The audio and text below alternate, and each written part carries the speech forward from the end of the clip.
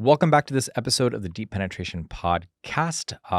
In case you don't know who I am, my name is Danny, and I am a love and self-esteem coach that works with the LGBTQIA plus community. Specifically, I usually work with gay and bisexual men when it comes to all things that have to do with love, self-esteem, accepting yourself, and generally just learning how to navigate relationships and how to build healthy relationships.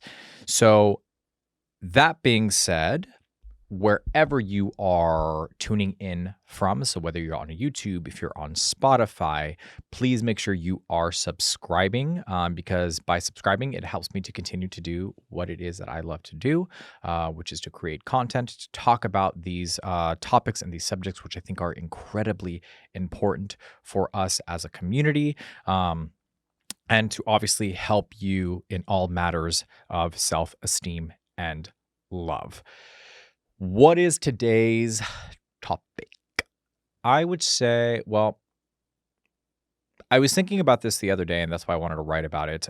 And it comes from the amount of coaching sessions that I have had with clients and the topics that come up and the questions that I ask, and realistically kind of where you are currently at in your life when it comes to dating and relationships. And essentially what this episode is about is the questions that every queer man should be asking themselves before they start to date. So if you have found yourself on the merry-go-round of dating and you just want to get the fuck off, it's important that you ask yourself three very important questions, right? The first one is, who am I? So often I found that when things aren't working out for people in their dating life, they look outward, right? Maybe you have a tendency of blaming the other person. So what do I mean by that? Here are some examples of the things that I hear all the time in my coaching sessions, right? So everyone is just looking for a hookup. The men out there are all shit. All these boys are immature. It's not me, it's them. And look, I hear you. Trust me.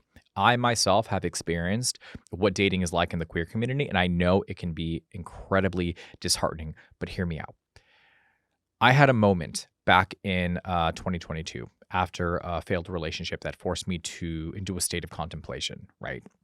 And I'm going to be very real and raw with you right now. This relationship was with a guy that I actually met on Grindr, of all places. We connected. We didn't talk about anything sexual. I know, shocking. And I decided to meet up with him. And I was on a work trip in Miami, and I've talked about this in some of my previous episodes. So in my mind, I thought, well, it's okay if this doesn't really work out because I'm only out here for the next 30 days. And I'm usually out in Miami, every other month for work. So we met in July, and 5 months later, it was over.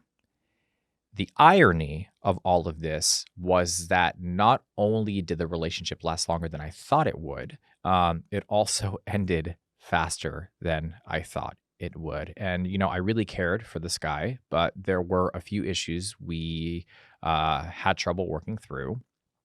And, why do I bring this up?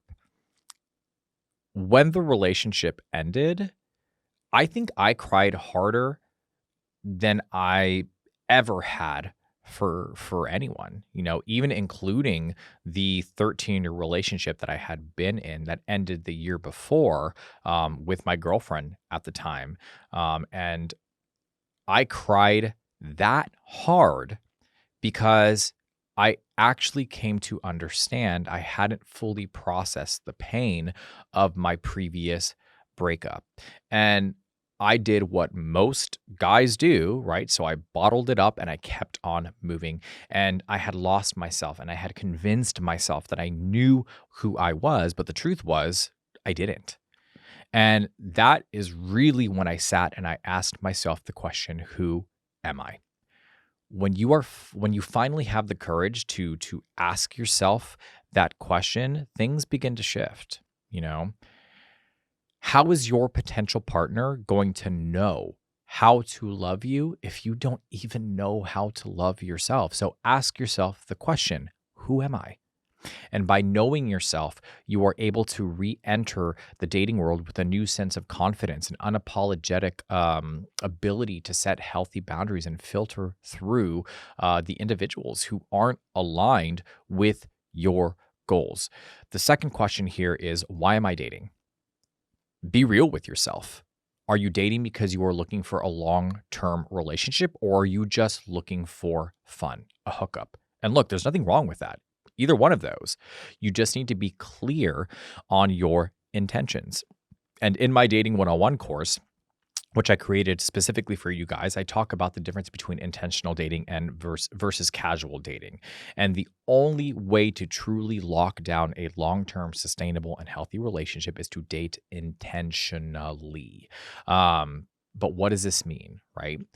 Be very clear on your needs and your expectations while also keeping an open mind and learning something new about yourself from someone else. We come to really know ourselves by our interactions with others. So when you are dating, take the time to reflect after each date to see what you learned about yourself. Too often we point the finger at the other person, not realizing that there are three fingers pointing right back at us. And that doesn't mean that there aren't shitty people out there. Trust me, I have met my fair share. However, if you already get a bad feeling or a vibe from this person, but you continue to meet with them because you want to see if it'll go anywhere, then you have to take accountability for that it didn't work out. Your gut was telling you something was off. You were telling yourself,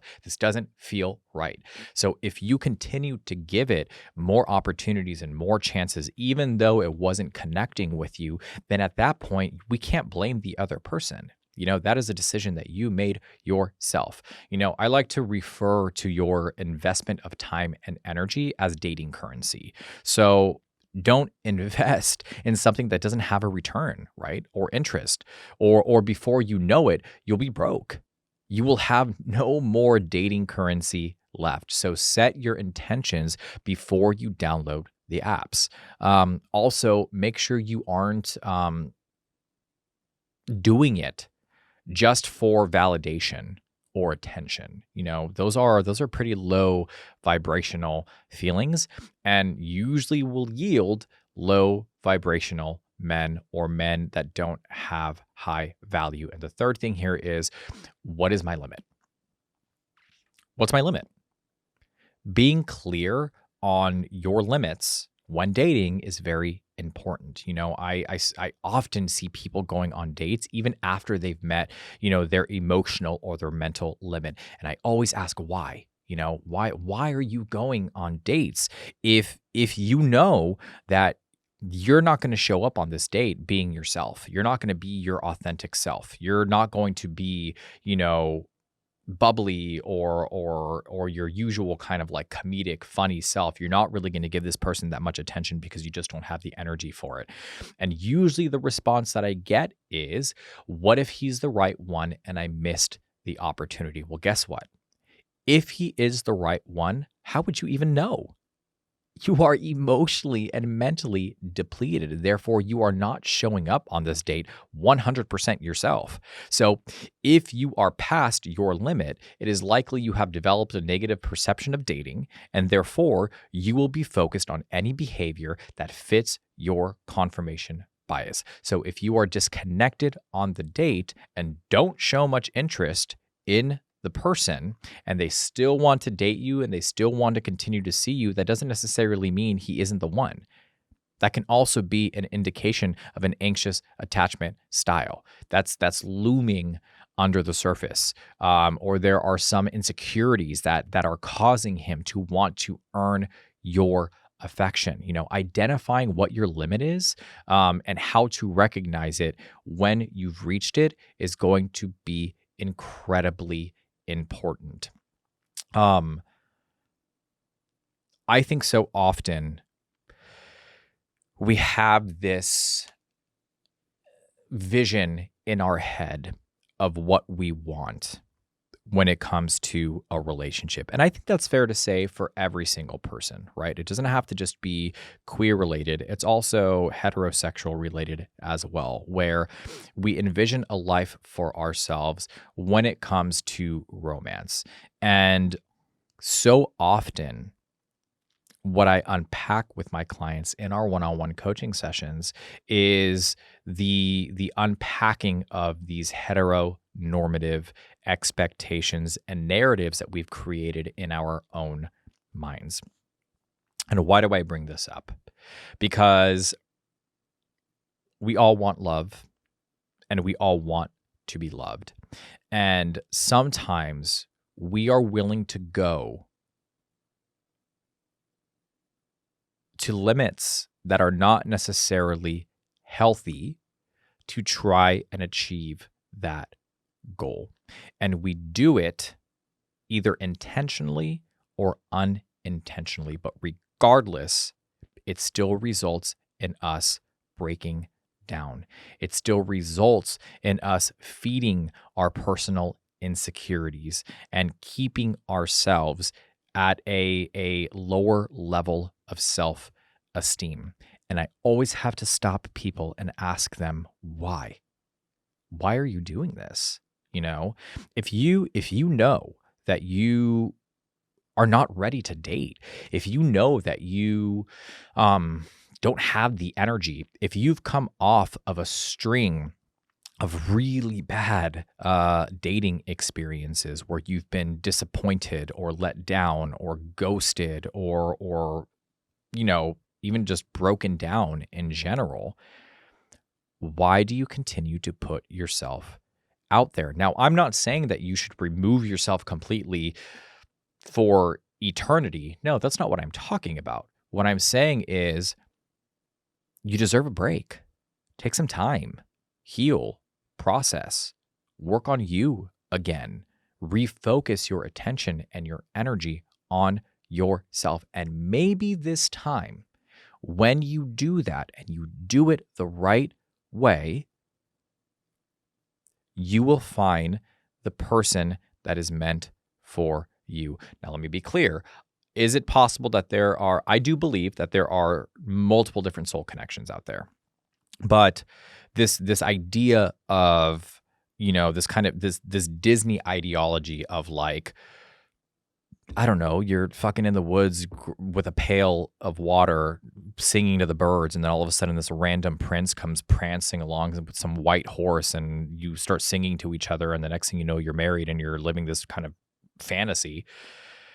Beautiful, I get it, but it's not realistic. I mean, shit, if it is realistic for you and that happened to you, please leave it in the comments because I want to know if that actually did happen to you. But realistically speaking, that's not how this works, right? Do I believe that certain people have a connection? Yes. Do I believe that you can meet somebody for the first time and make eye contact and just have that intense chemistry? 100%. But what counts here is your actions after the fact, the amount of time and effort you invest in getting to know this person and getting to know yourself, in compromising and communicating and resolving conflict, on building a life together, on setting goals. That's really where it matters. The chemistry can be there all day long. But if the fundamental aspects of a relationship are not present because either A, you never learned the skill set, or you never learned how to navigate a healthy, sustainable, long-lasting relationship, or the other person doesn't have the skill set either, then what are you doing? Invest the time in learning those things. So take this break, take this time, take this period to learn some of these things, to understand what's required in a relationship in order for it to be healthy and sustainable. Come to figure out what your needs and your expectations are and whether they're realistic or they're unrealistic. Try to figure out whether some of your own personal baggage that you've been carrying around from your previous experiences, you're continuing to drag into these new dating experiences, right? And you're creating a punch list of requirements that are unachievable. These are all things that should be done, the work that should be done before you put yourself back out there again. So, to recap, the three questions to ask yourself are: who am I? Why am I dating? And what is my limit? And really spend some time with those things. Sit down, think about it, write it out. Put it in a journal, put it in a diary, put it in your notes, in your phone. Maybe record a voice memo. Whatever it is that you need to do that first. Because if you keep just putting yourself out there without having any intentionality, you're going to have the same results over and over and over again. And who knows, maybe you might stumble across the right person. And I'm not telling you to give up on dating. Again, I want to be super clear. That's not what I'm saying. It's just take a breath, right? Take a beat, take a moment, and try to gather yourself, try to process, try to heal, and then put yourself back out there. Because in doing that, you may actually attract the right person. I hope you guys found this episode to be helpful. Like I say all the time on my episodes, I like to ask polls and questions at the end. So please make sure that you are heading over and you're answering those questions. Let me know what your experiences have been like, your dating experiences, where you're at right now mentally and emotionally. Have you taken a break from dating, or have you continued to just kind of like power through and hope that you find that right person? Maybe you powered through and you did find the right person. Tell me about that experience. I love to have these open and candid conversations with you guys. If you don't know, I have social media. I have my TikTok, I have my Instagram page, I have my YouTube page, I have my website. I will try to provide all of that information. No, I will provide all that information in the podcast bio, if that is where you are listening in, which is Spotify. But either way, love having these conversations with you guys. I hope you guys find this helpful, educational, inspirational, all those things. And yeah, thanks for sitting down and having a chat with me. So I will see you guys in the next episode.